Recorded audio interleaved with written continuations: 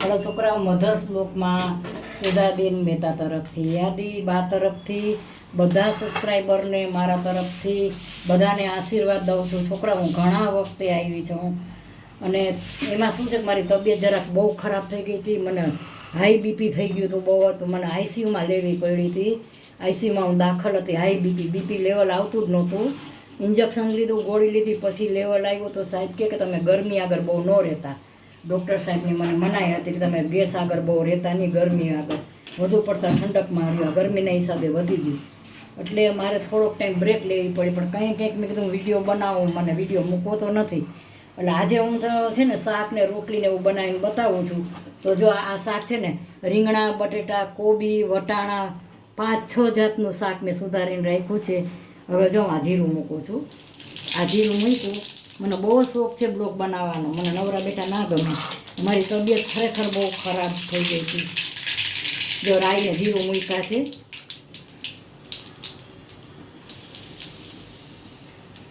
રાઈ જીરું અને આ હિંગ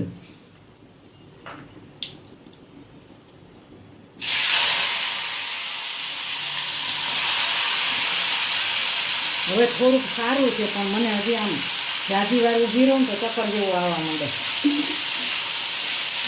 જા સરસ ફુલાવર છે કોબી છે બટેટા છે રીંગણા છે વટાણા છે 5-6 જાતનું શાક મેં બનાવ્યું છે।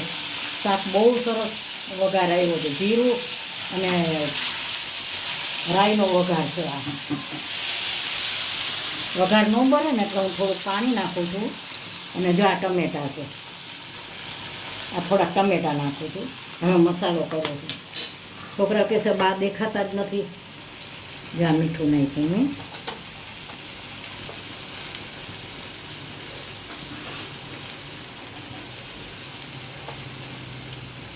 હળદર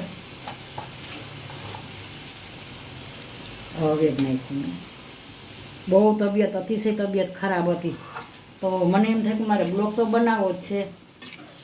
આજે મેં કીધું જો બ્લોગ બનાવી નાખો તો જ્યાં જીરું અને રાઈનો એટલો સરસ વઘાર આવ્યો। જીરું રાઈ આમાં મેં ટમેટાં મરચાં હવે છેલ્લે બની જશે એટલે હું કોથમરી નાખીશ।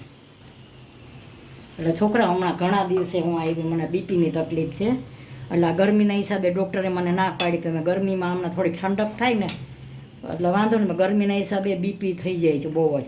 આખો દિવસ બીપી માયપા જ કર્યું। દીકરો છે એ ફ્રેન્ડ છે એમના તો એ ડૉક્ટર છે તો એને આખો દી બીપી માપ્યું ને તો બીપી 170 180 160 એમ જ બીપી આપતો હતો। આખો દી એવી રીતે મને રહ્યું। પછી અંતે રાતના 11 વાગે મને હોસ્પિટલમાં દાખલ કરવી પડી અને રાતના 11 વાગે મને ઇન્જેક્શન આપ્યું ને દવા દીધી ને ગોળી દીધી ને એક આખો દિવસ મને આઈસીયુમાં લેવી પડી તો હવે મને સારું છે। એટલે સાહેબ કે તમે હમણાં ગરમીમાં બહુ ન રહેતા। હું કામ થોડુંક વધુ પડતું કરું છું ઓવર। ઉંમર મારી 72 વર્ષની છે એથી 1.5 ગણું કામ કરું છું એમાં મને આ બધો ધક્કો આવી ગયો। જો આ સરસ હવે આ શાક બની જાય ને એટલે આગળ પછી બતાવીશ। હવે રોટલીનો લોટ બાંધેલો દેખાડું છું। જા રોટલીનો લોટ બાંધ્યો છે।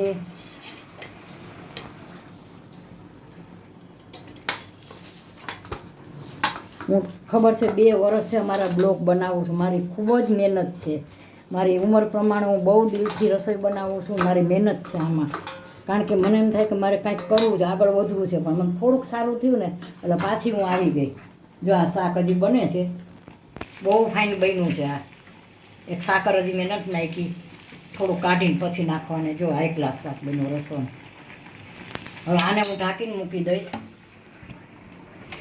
અને આ છે ને આ ભાત મેં પલાળ્યા છે ગરમ પાણીમાં જીરા રાઈસ ભાત પલાળ્યા છે ગરમ પાણીમાં પછી આ ભાત મૂકીશ અને આ લોટ બંધાઈ ગયો છે શાક થાય છે। જો આ શાક બની ગયું છે। આજે જૂનની 9 તારીખ છે। આજે હું વિડીયો બનાવું છું સવારનો। આજે જૂન મહિનો છે અને જૂનની 9 તારીખ છે આજે અને સોમવાર છે એટલે મારો વિડીયો અત્યારે બપોરનો વિડીયો છે મારો। જો આ સરસ શાક બની ગયું છે। આપણે ઊંધિયું ન કે હોટલમાં ઘણીવાર મિક્સ શાક આવે છે તમને ખબર હોટલમાંથી આ મિક્સ શાક બન્યું છે હાઈ ક્લાસ। આમાં બટેટા ફુલાવર વટાણા કોબી પછી લીલોતરી ઘણું રીંગણા ગુવાર, એટલે બધું સરસ શાક બનાવી દીધું. હવે આ શાક તો બની ગયું છે. આ એક ગ્લાસ કમ્પ્લીટ થઈ ગયું શાક, લોટ બાંધી લીધો. હવે હું આ જો આ ભાત મૂકું છું આમાં. આ બેઠા આ ભાત છે. અમે 3 પાણીએ વોશ કરેલા, જો કેટલા વ્હાઈટ છે. તમે 2-3 પાણીએ ભાત ધોવો ને એટલે આવા સરસ ભાત થઈ જાય.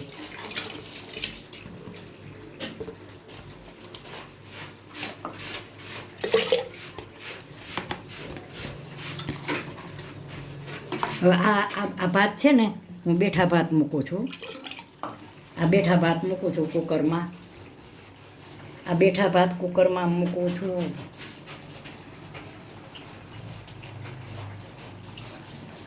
આ શાક બની ગયું છે. હાલો, આજે 9 તારીખનો 9 જૂનનો વિડીયો છે મારો, બપોરનો. હું ક્યારેક ક્યારેક બ્લોગ બનાવીશ. અને આ મેં ભાત હવે હું કુકરમાં બેઠા ભાત છે મૂકી દઉં છું ને રોટલી થઈ ગયું છે. જો શાક આ ગ્લાસ. હાલો છોકરાઓ, જો આજે મેં બ્લોગ બનાવ્યો છે, હું ત્રીજી વાર બોલું છું. આજે 9 તારીખ છે ને, જૂન મહિનો છે. જો હું આજે મેં શાક, જો હું લાંબો વિડીયો બનાવું, હું બહુ રસોઈ ઘણી બનાવું છું, તો લાંબો વિડીયો મારો બહુ લાંબો વિડીયો બની જાય છે. હું બનાવું છું ઘણું, એટલે હું અમુક મેં બનાવ્યું છે ને એ બતાવું છું. જો હવે મેં અત્યારે આ રસ, તો આ મેં છે ને સૂપ બનાવ્યું છે.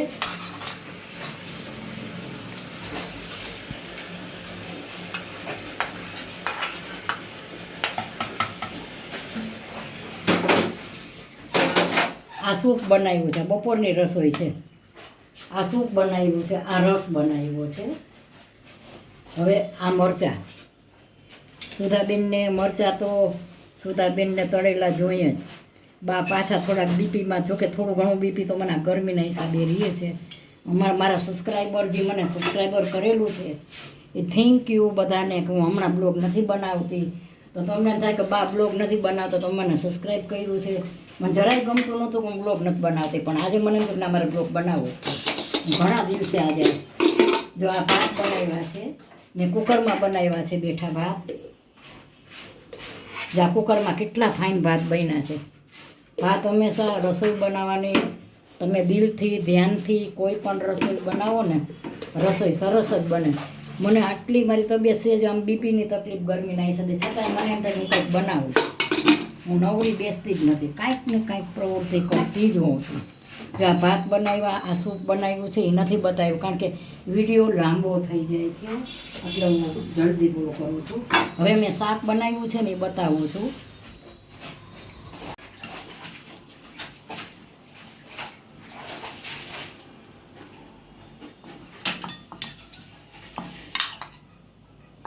આ શાક બનાવ્યું એ તો મેં બતાવ્યું. આ શાક બહુ ફાઇન બન્યું છે. આમાં મેં 5-6 જાતના મેં શોખના હિસાબે બનાવ્યું. મને આવું બધું બનાવવાનો, એક્ટિવિટી આવું બધું નવું નવું બનાવવાનો અતિશય શોખ.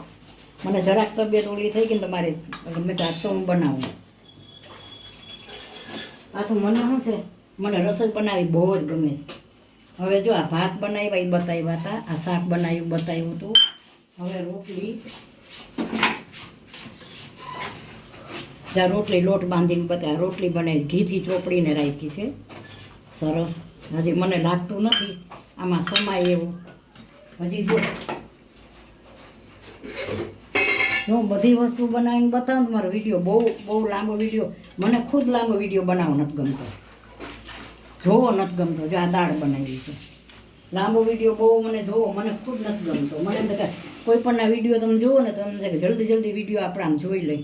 હજી લઈ આવું છું, આ થાળી પીરસી છે હજી આવું. હાલો છોકરાઓ, મધર્સ બ્લોગમાં બા તરફથી, સુધાબેન મહેતા તરફથી મારા બધા સબસ્ક્રાઈબરને બધાને આશીર્વાદ દઉં છું. મારા તરફથી માવતરના આશીર્વાદ તો ભગવાનના આશીર્વાદ જેટલા છે. તમારા નસીબમાં છે તો તમે મારા આશીર્વાદ લ્યો છો, બરાબર. તો આજે જો મેં રસોઈ બનાવી છે, ઘણા વખતે બનાવી છે. આ રોટલી બનાવી છે, પછી આ ભાત બનાવ્યા એ બતાવ્યા, રોટલીનો લોટ બાંધ્યો બતાવ્યો, આ દાળ બનાવી છે, આ શાક બનાવ્યું છે બતાવ્યું. જો આ ઊંધિયા જેવું શાક બન્યું છે, આ સૂપ બનાવ્યું છે, અને આ મરચાં તળેલા બાના ખાસ, જુઓ આ બાના ખાસ મરચાં તળેલા છે. આ રસ અટાણે સિઝન છે, આ સિઝન છે એટલે આ રસ બનાવ્યો છે.